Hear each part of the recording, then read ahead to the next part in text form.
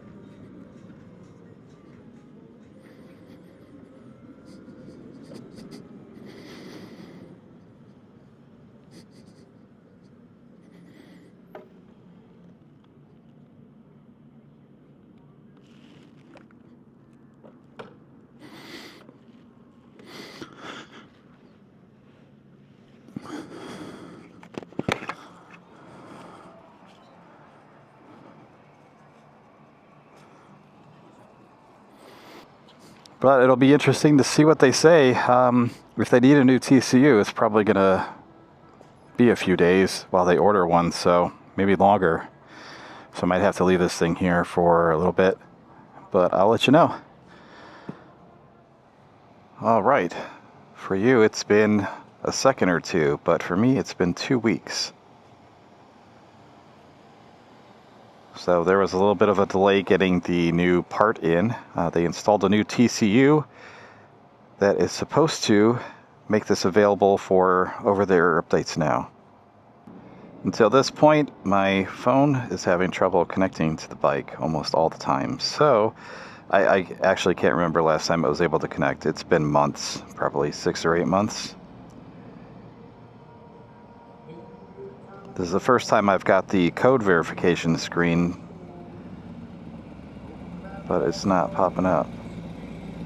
Okay, I don't recall seeing this message before for software updates, saying no updates available, connect a USB drive with an update file. LiveWire just sent me one. I got it maybe 2 days ago, but it's supposed to have extra regen braking features and then also a reverse mode for backing the bike up into parking spots and stuff. So I guess I'll have to find out more on that later. I'll actually record a little video of the update if everything's successful. But right now I was just trying to get my phone connected and it doesn't look like it's available. I've had this bike for about 1.5 years now, and during that time the phone has only been able to connect to the bike for maybe 2 months, and not even consistently. So during that 2 months that it was working, I think I had to pull the fuse 3 times because it stopped working, and pulled the fuse and got it back working again. It worked for a week or 2 and then it would go out again. So it's been really bad. Now I've had the TCU replaced once already, and that was because I brought it in for a recall, I think, and I think the recall was for the main fuse, if I'm not mistaken, and I had some error codes and stuff that were happening at that time, and when they investigated, they said that the TCU was having some errors, so they replaced it. So this service visit that I just finished up was for a service notification. It wasn't actually a recall. It wasn't safety related. It was just like a feature update or something like that. You know, in my opinion, it should have been working anyway. So they would have need to replace it in order to get that functionality for the over-the-air updates.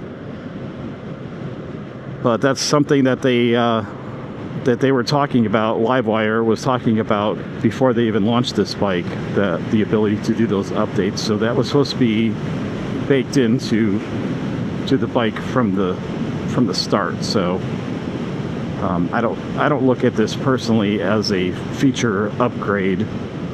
I'm just getting something that I was promised all along. So anyway, it's nice to know that they're taking care of the issues.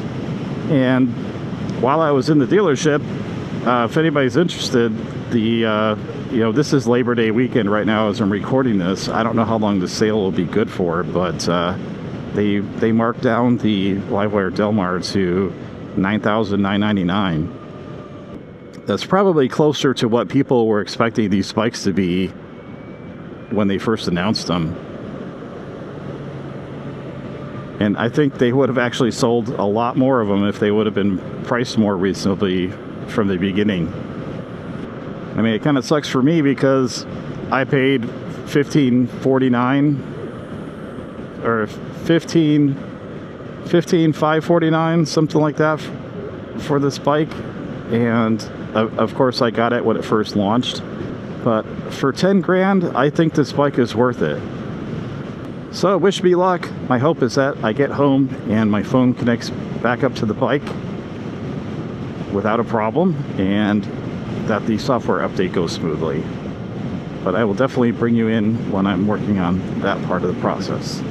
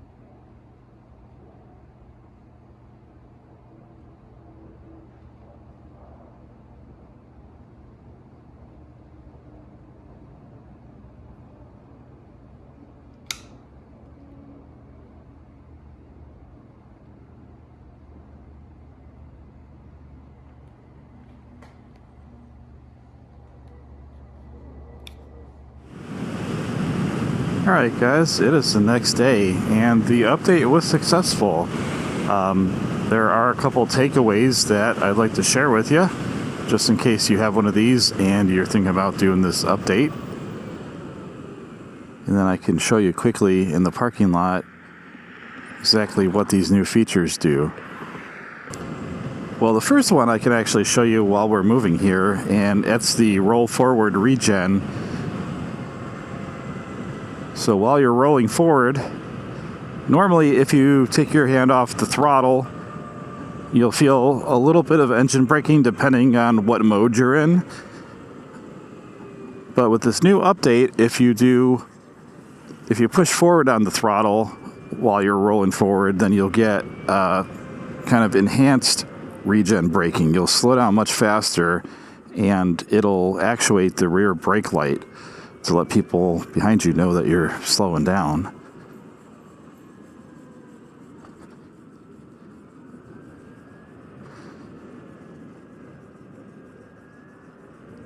So I'll give it a little throttle and then I'll roll forward, and you'll see how much faster that I will slow down.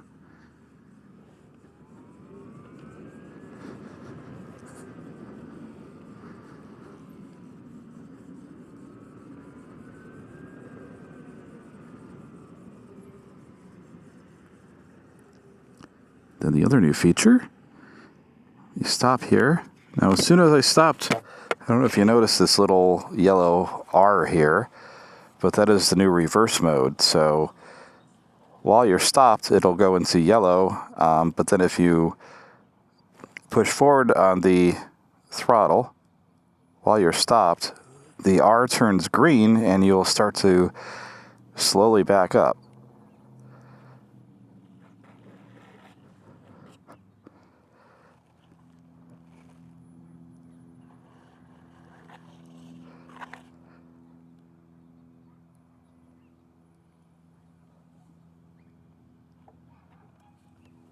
It's pretty controllable. It's, I'd say they have it dialed in pretty good. Like me personally, I have to back up into the garage because of the way my bike is situated in there, and the slope of my driveway, sometimes it makes it a little bit tough to, jump on the bike and kind of duck walk it back into the back of the garage. Whereas now I can just hit reverse and roll it in, so it's really nice.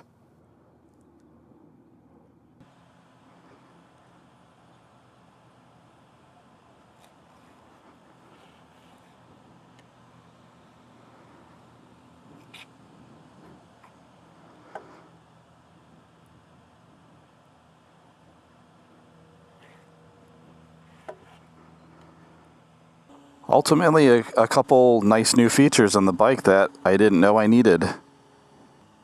So the takeaways I wanted to mention were that, first off, that was the first firmware update that I'm aware of being installed on the bike. I don't think the dealership has installed any of them on there since I got the bike, specifically because this was dated 2023, the one that I had on here stock. And secondly, my bike did not follow the LiveWire official software update instructions that they have posted on their website. Now, they recommended to start with a fully charged battery, which I did. The day I brought it home from the dealership, I put it on the charger, let it charge overnight, and then started the update in the morning. And according to LiveWire, this is a two-part software update.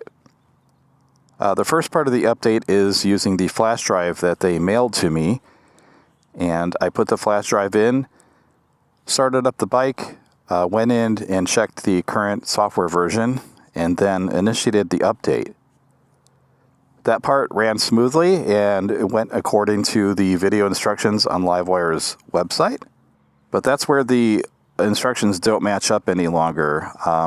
My bike never needed a Part 2 update, which is the firmware over-the-air update. Supposedly, after that initial update on the flash drive, it's supposed to communicate, using the built-in cell service on the bike. And it's supposed to, phone home get the firmware update, and then it'll show up on the screen when it's downloaded and ready to go, and then you're supposed to install the second part of the update. As long as the bike is not in propulsion mode, and as long as it's not hooked up to the charger, then you'll be able to initiate the firmware over the air update. And they said it could take up to 30 minutes for the update to run. That part did not happen. After the first flash drive update I did, I immediately went into the dashboard settings, and both of the new modes were already an option in there that I was able to toggle on.